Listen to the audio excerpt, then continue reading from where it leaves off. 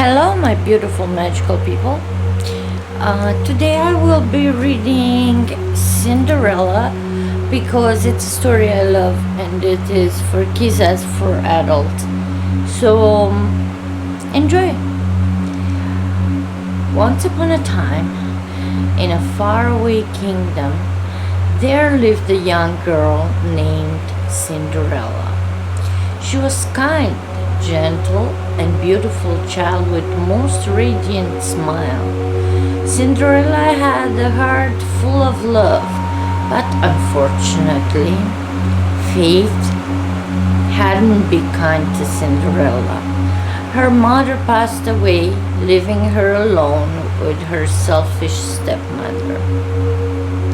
The stepmother had two daughters of her own, and she was terribly jealous of Cinderella's beauty and kind heart. She treated Cinderella unfairly, making her do all the housework and dress in rags while her own daughters wore fine clothes and lived in luxury.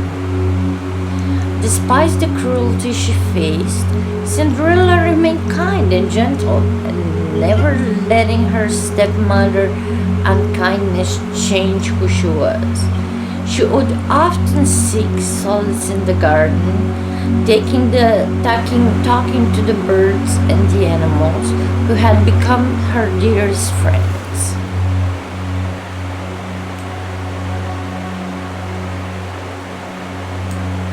One day the kingdom received exciting news. The prince was hosting a great ball at the palace, and every maiden in the land was invited. Cinderella's stepsisters were overjoyed and spent weeks preparing their gowns and practicing their dance moves. Cinderella watched her stepsister with a wishful smile, hoping she might be able to attend the ball and experience a bit of magic she had heard about in her mother's stories. But her stepmother was adamant that Cinderella would stay home and continue with her chores. The night of the ball arrived, and Cinderella was left alone in her tattered clothes while her stepsister and stepmother departed for the palace. She sat by the fireplace, tear in her eyes, wishing for just a taste of magic in her mother had told her about.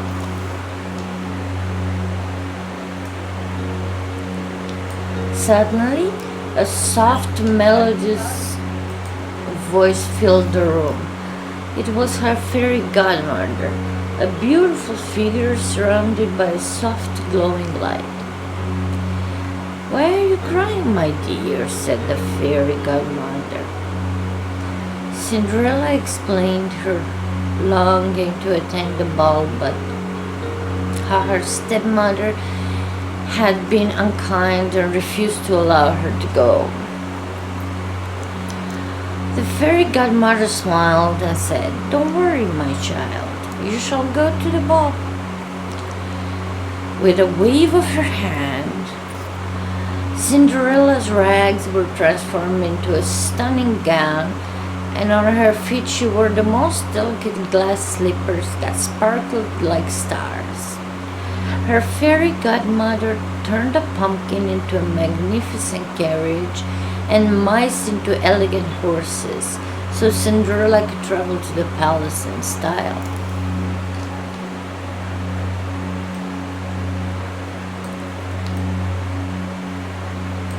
Before she left, the fairy godmother gave Cinderella a piece of advice. "Remember, my dear, the magic would only last until midnight. When the clock strikes 12, you must leave the palace and return home." Cinderella thanked her fairy godmother and climbed into the magical carriage. As she arrived at the palace, she felt like a princess, her heart dancing with joy. The moment Cinderella entered the ballroom, the entire room fell silent. The prince, captivated by her beauty, approached her, and they danced together like a dream. Cinderella was the happiest she had ever been. But as the hours flew by, she suddenly heard the chimes of the palace clock. The first stroke of midnight sent a shiver down her spine. She remembered her fairy godmother warning and knew she must leave.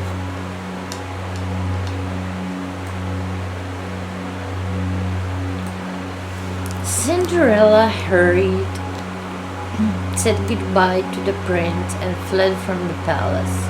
As she ran down the grand staircase, one of her glass slippers slipped off her foot.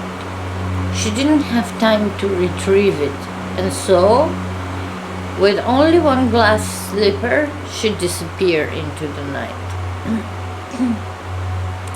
Cinderella's beautiful gown and glass slipper turned back into rags, leaving her with only the memory of the enchanting evening she had spent at the palace. The next day, the prince was determined to find the owner of the glass slipper. He and his attendants traveled through the kingdom, visiting every home to see if the slipper would fit any young maiden. When they arrived at Cinderella's cottage, her stepsister eagerly tried to fit their feet into the glass slipper, but it was too small for them, and their feet couldn't squeeze it.